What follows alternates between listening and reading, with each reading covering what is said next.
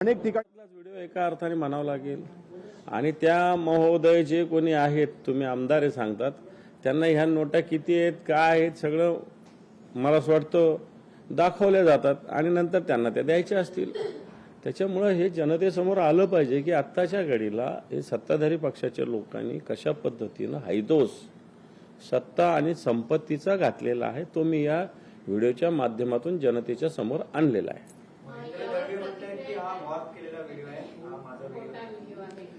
मला असं वाटतं याला पोलिसांना आपण सांगितलं तर त्यांनी सांगावं, मग पोलिसांकडे जावं आणि पोलिसांना याची चौकशी करायला सांगावी असं मला वाटतं. जर पोलीस माझ्याकडे आले तर मी सगळ्या गोष्टी डिटेल त्यांना सांगेल. मग महेंद्र दळवींनी जर मॉब केलेला व्हिडिओ असेल त्याची पोलिसात तक्रार करावी आणि पोलिसांनी निष्पृहपणे याचा तपास करावा आणि जर माझ्याकडे चौकशीला पोलीस आले तर मी त्यांना या संदर्भात व्यवस्थित उत्तर देईल.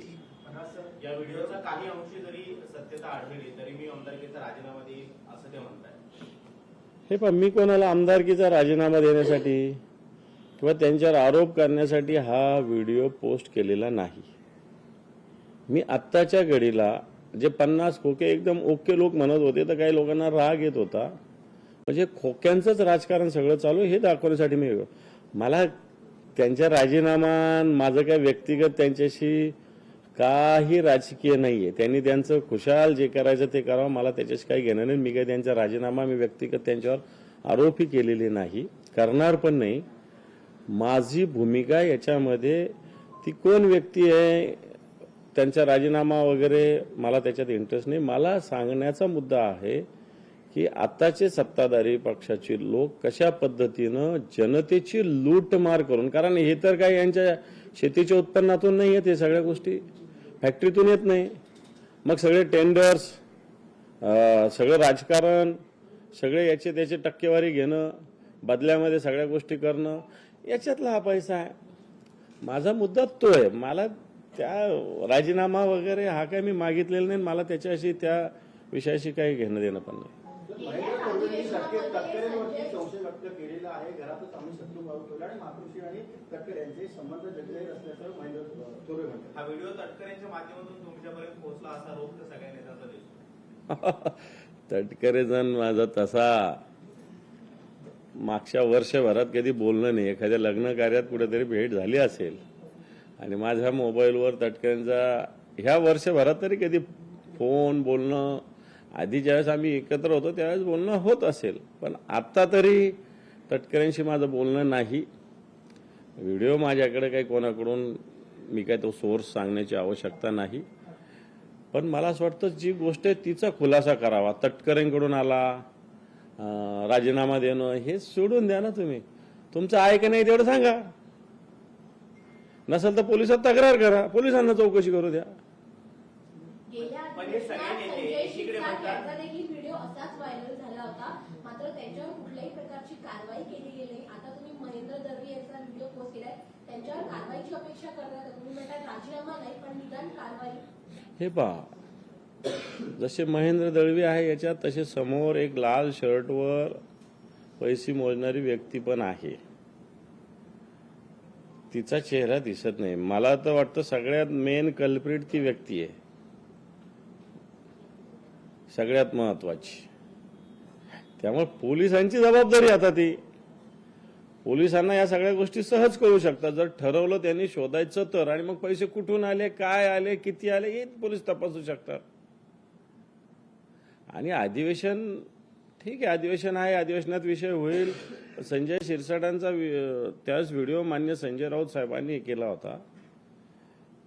खरं तर आता असे व्हिडिओ तर घरातले आहे ना. संजय शिरसाटांच्या तर बेडरूम मधला व्हिडिओ तो, तिथं तर राऊत साहेब नव्हतं केलं ना. कोणी त्यांच्याच शुभचिंतकाने तो दिला असेल. त्यांच्या पक्षातला असू शकतो, त्यांच्या घरातला असू शकतो. कारण बेडरूम मध्ये काय माणूस कोणत्या व्यक्तीला थोडी येऊ देतो, फार जवळचा क्लोज आहे त्यालाच येऊ देतो. त्याच्या वेळेसही मला वाटतं संजय शिरसाटाने अजून शोधण्याचा प्रयत्न केला नाही की आपल्याकडे काय होतंय. आणि आता याचाही मला असं वाटतं नुसतं तटकरे राजीनामा देईल या विषयाशी आम्हाला काही घेणं नाही. या विषयाची चौकशी व्हावी एवढंच आमचं म्हणणं आहे.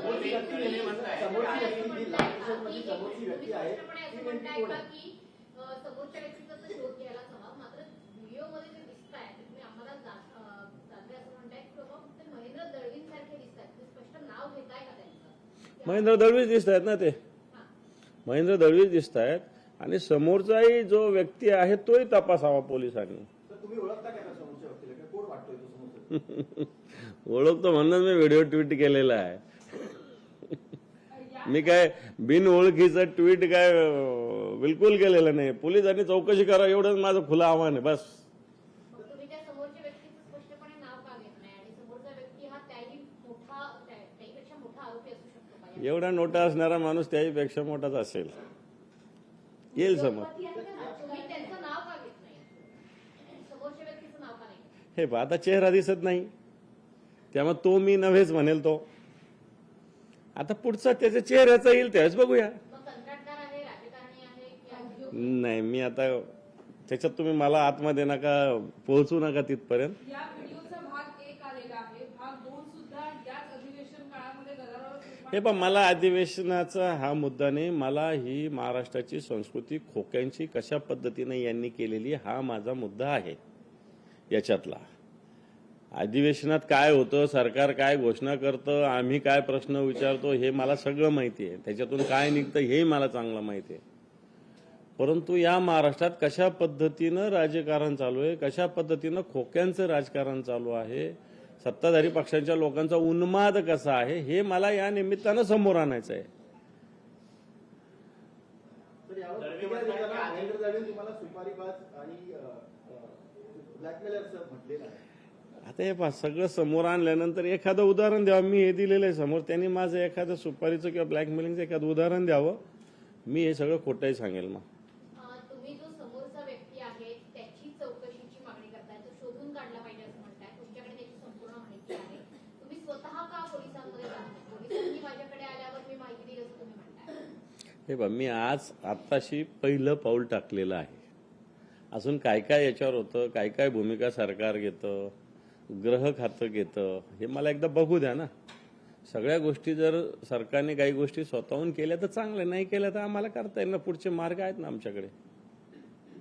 महेंद्र दळवी आणि त्यांच्या सहकारी नेत्यांच्या वेगवेगळ्या प्रतिक्रिया समोर येत आहेत. आधी जान्हवींवरती कारवाई व्हावी, मग ते सांगू शकतील की हा व्हिडिओ कुठून आला असं ते म्हणतात. तर दुसरीकडे हा व्हिडिओ मॉर्फ आहे असं देखील दावा करताय.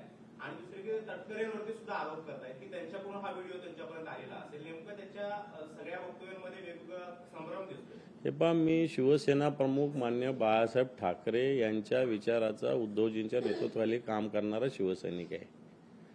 असं मी बिटकरे यांचं ऐकून असे धंदे मी करणार नाही. आणि मी काही कोणत्या विषयासाठी सुद्धा हे केलेलं नाही. मी केलेलं आहे महाराष्ट्राची संस्कृती खोक्यांची कशा पद्धतीनं फोफावलेली आहे हे जनतेपर्यंत पोहोचविण्यासाठी मी केलेलं आहे. मी आता हे केलेलं आहे, ऑफिशियली माझ्या हँडलहून केलेलं आहे. पोलीस याच्यावर गुन्हा दाखल करू शकतात त्यांची इच्छा असेल तर.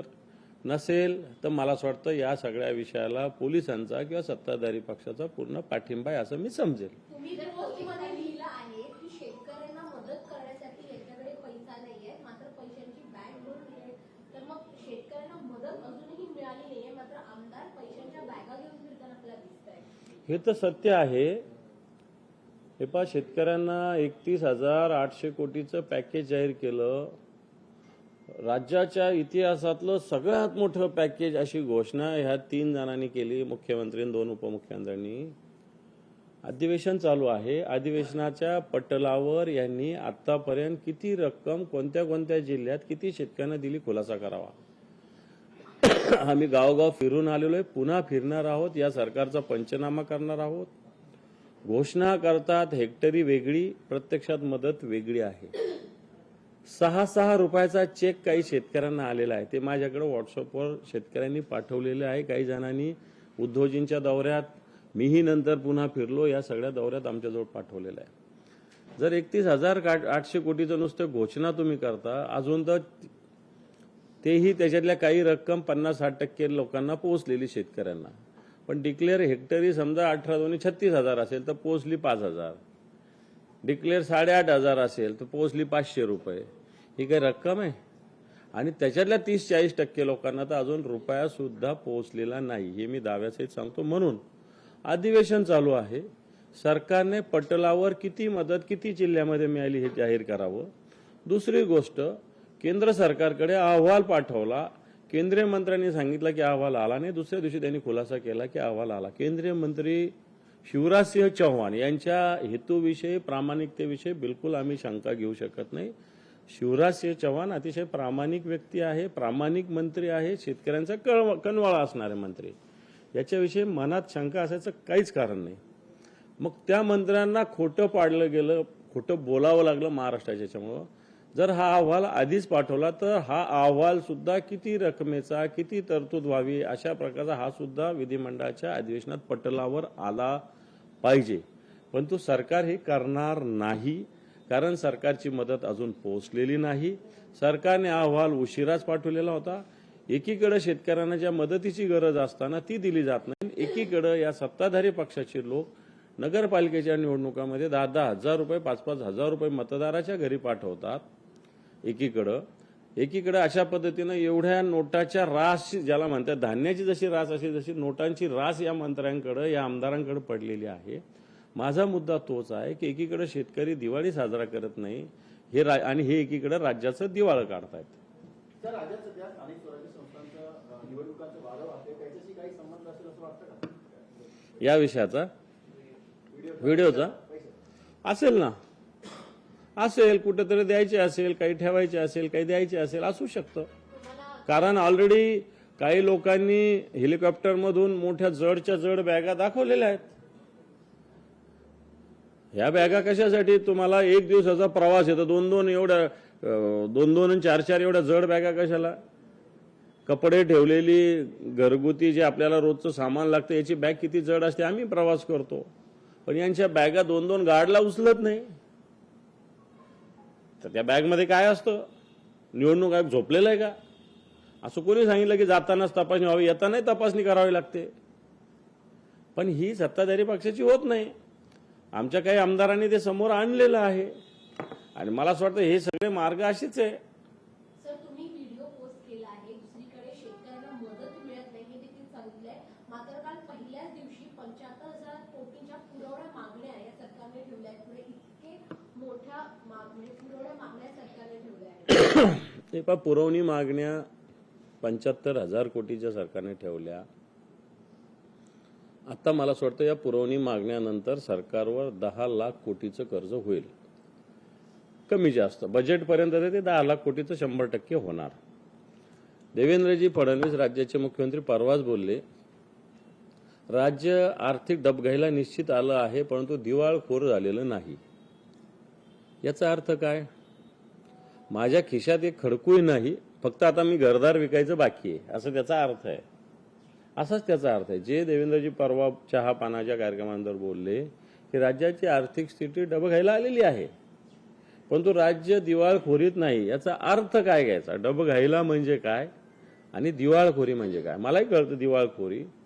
याचाच अर्थ माझ्या खिशात 1 रुपया नाही, परंतु अजून मला घरदार विकायचं बाकी आहे. अशा पद्धतीनं पुरवणी मागण्यातून सरकारच्या आणि जनतेच्या डोक्यावर जे वेगवेगळ्या पद्धतीनं आता, कारण कर्ज घ्यावं लागणार, कर्जाचं प्रमाण वाढणार. याचाच अर्थ असा आहे की आत्ताच्या घडीला पूर्ण राज्य आर्थिकदृष्ट्या रसातळाला या सरकारने पोहोचवलेलं आहे. आता हे कसं पोहोचवलं मला वाटतं याच्यावर आता फार वेळ लागेल बोलायला, परंतु आर्थिकदृष्ट्या हे राज्य डबघाईला झाले मुख्यमंत्र्यांनीच कबूल केलं आहे. आणि मग तुम्ही जर डबघाईला आलं म्हणता तर तुम्ही पैसे देणार कुठून? लोकांना फसवताय तुम्ही.